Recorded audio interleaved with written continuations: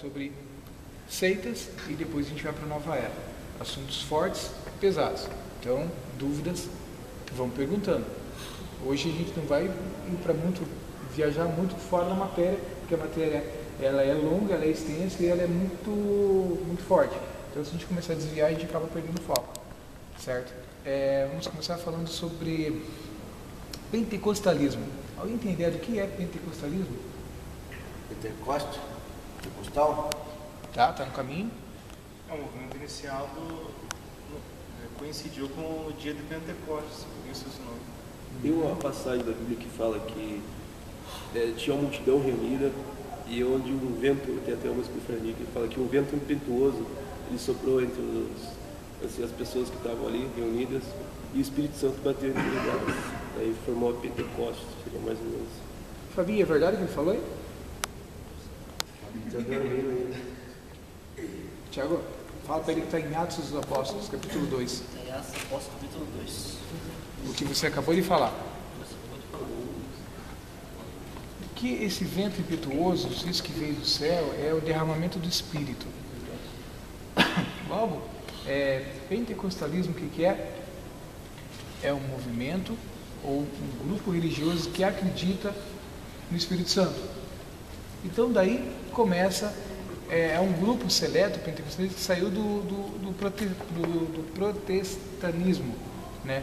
Que era um grupo que se rebelava contra algumas igrejas da época, certo? O pentecostalismo se divide em três partes, em duas partes, na realidade, em três épocas e em duas partes. O pentecostalismo clássico, que vai de 1906 até no ano de 1950, mais ou menos, e depois ele começa com um movimento mais neopentecostal. Nesse movimento, no ano de 80, mais ou menos, algumas igrejas apareceram, como a Igreja da Graça, a Universal do Reino de Deus e algumas outras assim, foram aparecendo. E no final do século passado, a Igreja Católica adotou essa postura também, acreditando que o carisma, o barulho fosse legal, eles começaram a imitar a gente, né? Normal, eles sempre imitam, né? Bom, vamos lá. Bastante coisa, eu não quero fugir muito do assunto. Eu já acho que a renovação carismática, ela é de Deus ou não é bem no popular? Renovação carismática? Isso, que prega o Espírito Santo, libertação. Não, a renovação carismática católica, ela é da nova era. Ela veio para confundir. Por quê? A renovação carismática, o que ela faz? Ela faz barulho, ela faz bagunça, ela é bem mais aberta. Porém, o Espírito Santo continua escondido. Ele não aparece. Certo? Então, logo, o pentecostalismo, ele vai dar vazão ao quê? A crença na Trindade, a aceitação do Espírito Santo. Certo? Por quê? Porque existe uma expressão chamada, deixa eu ver que o nome é complicado mesmo, glossália. Glossália, o que é? Línguas desconhecidas, certo? E só no pentecostalismo que você vai encontrar a glossália, tá? Ela é fundamental do pentecostalismo. No dia de Pentecostes, quando foi derramado esse vento impetuoso, chamado sopro do Espírito Santo, o que aconteceu? As pessoas começaram a falar línguas e começaram a não entender umas às outras, certo? Então isso é um dom espiritual. Se é um dom espiritual, é o dom do Espírito Santo, dos 7 dons que tem lá, até mais, né? Certo? Esse dom ele veio, baixou, né? Veio como um vento impetuoso e as pessoas começaram a falar. Então ninguém entendia aquilo, ninguém entendia um que o outro estava falando, certo? Isso é o movimento pentecostal. Ele foi crescendo, né? Na época, e junto com ele veio também a Igreja Católica. Tudo por causa de uma simples frase, uma coisa mal interpretada.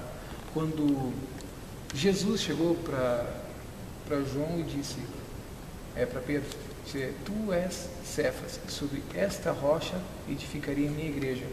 O que ele quis dizer isso? Ele quis dizer que essa rocha é ele, Jesus, não o discípulo, que depois originou outras igrejas. Então aí começa o catolicismo romano, que vai dividindo, multiplicando e crescendo muito no mundo inteiro. Mas não é uma realidade, porque não está aceitando a Trindade, não faz parte.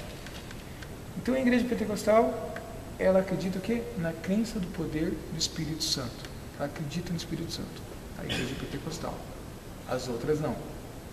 Então daí você já difere o que é uma igreja pentecostal, do que é uma seita, do que é uma igreja católica e do que é várias outras religiões apócrifas, religiões que não existem, religiões de heresia e até mesmo ocultismo, espiritismo e nova era, certo? Todos eles acreditam em espíritos diferentes, em situações diferentes, mas não no Espírito Santo. Posso fazer um comentário? Sim? Pode. Quando o Paulo falou da carismática, teve uma vez que a gente estava indo com o pessoal da igreja numa festa junina que tinha lá da escola da Letícia, lembra? Tu foi? Foi o Maurício que foi. Aí a gente tinha que passar na frente de uma igreja carismática. E a gente cortou o caminho, só que do outro lado do portão estava fechado. Aí não sei se era eu ou o Maurício que queria entrar lá para perguntar pros caras se tem como abrir. Entramos lá, tava tendo culto deles lá. E aí eu lembro que nós entramos assim, tava rolando um louvor, e o cara falava uma coisa bem automática, assim, tipo, em línguas estranhas, mas bem, como é que pode dizer, bem cru, assim. O cara falando assim, sabe? Tipo, um louvor que nem tava... Hã? Como se estivesse lendo. Exatamente, como se estivesse lendo. Eles fazem isso, né? Tipo, é um comentário assim que é uma curiosidade. Eles fazem isso, eles imitam, entendeu? Em vez de ser o derramar do Espírito Santo, mesmo eles falando em línguas estranhas, eles pegam e estão no louvor tocando assim, bem suavezinho, eles começam... tá ligado? Então, é uma... É aí que eles dão curso também. Para ensinar como se falar. Então, interessante comentário. Então, a origem do protestantismo, e a glossália é um dos seus focos, que é línguas estranhas, que só o Espírito Santo. Tá? A xenoglossia, que são línguas conhecidas, essa é a que nós falamos. É o normal. Eu falo, todos entendem. Se a gente fizer um curso de inglês, chinês, japonês, qualquer outra língua, são línguas conhecidas. Vocês falam mundialmente em qualquer lugar do mundo, né? Mas a glossália não, a glossália é só o Espírito Santo. Porém, há também o dom de interpretação de línguas.